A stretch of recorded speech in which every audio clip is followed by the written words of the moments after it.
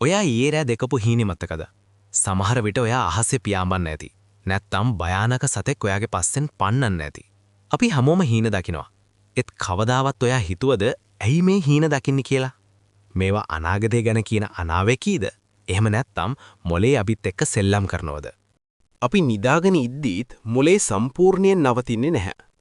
විශේෂයෙන් REM sleep, rapid eye movement කියන නිින්දේ අධීරයේදී මොලේ ඊට ක්‍රියාශීලී.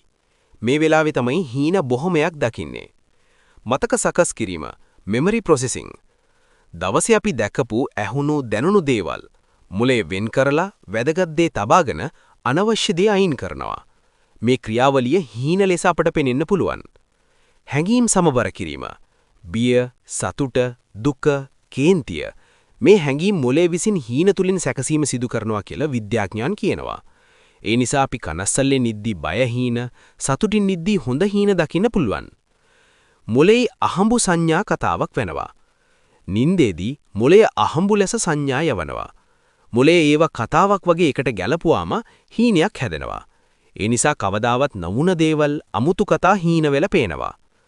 අනාගතයට සූදානම් වීම. සමහර විද්‍යාඥයන් කියන්නේ හීන කියන්නේ අනාගත අවදානම් තත්ත්ව අත්හදා බැලීමක් කියලා. උදාහරණ වශයෙන් පැනලා යන හීන, වැටෙන හීන, මොලේ ඒ වගේ වෙලා නම් මොනවා කරන්නද කියලා පුහුණු වෙන්න එක කියනවා. වීඩියෝ එක හොඳයි නම් subscribe කරලා, like කරලා, යාළුවන්ටත් දෙයක් ඉගෙන ගන්න මේක share කරන්න. සුබ දවසක්.